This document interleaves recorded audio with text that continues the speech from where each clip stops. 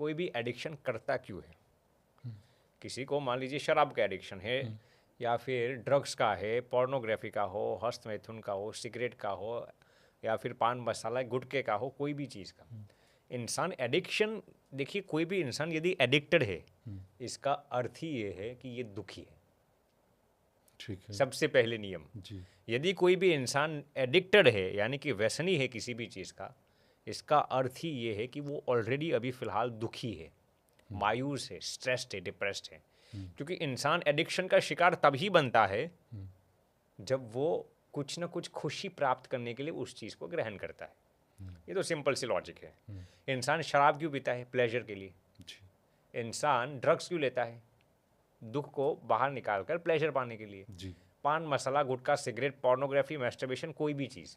जी लेकिन क्या आपको ये मालूम है, इस दुनिया के किसी भी एडिक्टेड इंसान को आप पकड़ लीजिए, एडिक्शन करने के बाद वो कभी भी अपने आप को खुशी महसूस नहीं करेगा। फिर वो एडिक्शन किसी भी चीज़ का हो, शराब का हो, ड्रग्स का हो, पोर्नोग्राफी का हो, सिगरेट पान मसाला गुटखे का हो, कोई भी एडिक्शन करने के बाद इंसान को दुख की अनुभूति है, सुख की अनुभूति नहीं हो रही है। ठीक है इसका अर्थ ही यह है कि एडिक्शन में सुख नहीं। अब मैं आपको न्यूरोसाइंस के कंसेप्ट से आपको समझाता हूँ जी, कि जी। एडिक्शन कैसे काम करता है। जी। और कैसे इससे बाहर निकाला जा सके इन लोगों को। बिल्कुल। कई सारे रिलेटिव हैं जो चाह रहे हैं कि वो दारू ना पिए, शराब ना पिए, बट पूरा घर परिवार उनका स्वामी जी खराब हो रहा है, तो कैसे बाहर न्यूरोसाइंस से बाहर देखिए, हमारे दिमाग में, हमारे ब्रेन में कई हार्मोन्स और न्यूरोट्रांसमीटर्स होते हैं, जैसे कि डोपामिन हो गया, सेरोटोनिन हो गया, ऑक्सीटोसिन हो गया, ऐसे कई एंडोर्फिन्स जिसको हम हैप्पी हार्मोन्स के नाम से जानते हैं, ऐसे कई हार्मोन्स होते हैं। अब दो न्यूरोट्रांसमीटर्स है, एक का नाम है डोपामिन, दूसरे का नाम है सेरोटोनिन। अब अक्सर लोग जब डोपामिन और सेरोटोनिन की बात करते हैं तो दोनों को एक ही कैटेगरी में डालते हैं, हैप्पी हार्मोन्स, लेकिन ये गलत है। मैं आपको एक संस्कृत के लिहाज से समझाता हूँ। सुख और आनंद शब्द है संस्कृत में, तो हम क्या सोचते हैं, सुख और आनंद पर्यायवाची शब्द है, both of them are synonyms, but this is compendiously wrong. Sanskrit शब्द जो है सुख और आनंद, दोनों में जमीन आसमान का इम्तियाज है। सुख के पीछे दुख होगा, इसको हम संस्कृत में द्वंद्व कहते हैं। क्या कहते हैं? द्वंद्व। राग के पीछे द्वेष होगा, ठीक है। दिन के पीछे क्या होगी? रात। हर्ष के पीछे शोक। यानी कि यदि आप दिन की अनुभूति फिलहाल करते हैं तो आपको थोड़े ही घंटे बाद रात की अनुभूति होगी। जी। ये इनएविटेबल है, अनिवार्य है। यदि आप हर्ष की अनुभूति करते हैं तो आपको दुख की अनुभूति होगी ही। वैसे ही यदि आप सुख की अनुभूति करते हैं तो आपको क्या अनुभूति होना अनिवार्य है? दुख की अनुभूति होना जी अनिवार्य है। जी लेकिन आनंद शब्द का कोई ऑपोजिट शब्द है ही नहीं। ठीक। आनंद की अनुभूति करते हैं, इसका अर्थ ये नहीं कि आप दुख की अनुभूति करेगी।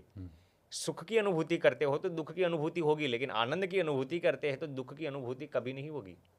इंग्लिश में दो शब्द है जिसका नाम है प्लेजर और हैप्पीनेस। जी प्लेजर का ऑपोजिट हो सकता है सॉरो, सैडनेस, लेकिन हैप्पीनेस का ऑपोजिट नहीं है। हैप्पीनेस कहो या आनंद कहो, पर्यायवाची शब्द है। दुख और प्लेजर कहो या सुख कहो, पर्यायवाची शब्द है। अब मैं आपको न्यूरोसाइंस में ले जाता हूँ। डोपामिन कहो, सुख कहो या प्लेजर कहो, पर्याय है। डोपामिन कहो, सुख कहो या प्लेजर कहो, जी पर्याय है। सेरोटोनिन कहो, हैप्पीनेस कहो या फिर आनंद शब्द का इस्तेमाल करो, जी पर्यायवाची शब्द है।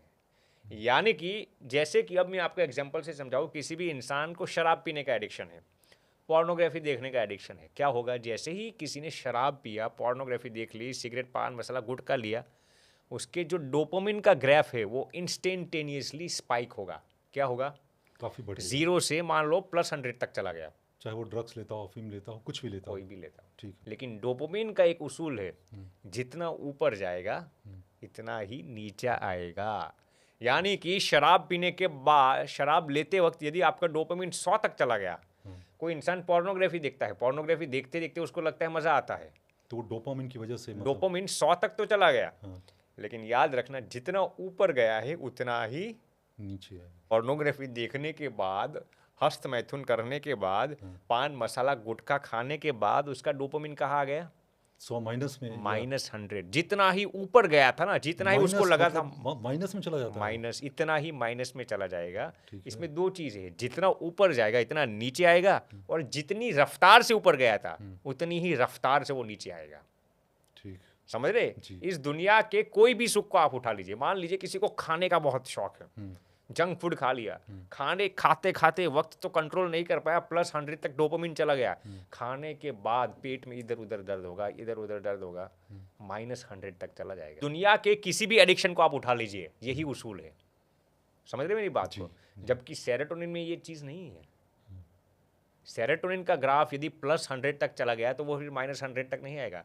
और सेरोटोनिन आपको मिलता कैसा है? दो ही चीज़ों से, एक तो दूसरों की निस्वार्थ भाव से सेवा करने से, ठीक है। और दूसरी चीज़ नाम स्मरण, परमात्मा, अध्यात्म, स्पिरिचुअलिटी, मेडिटेशन, ठीक है। इन दो चीज़ों से।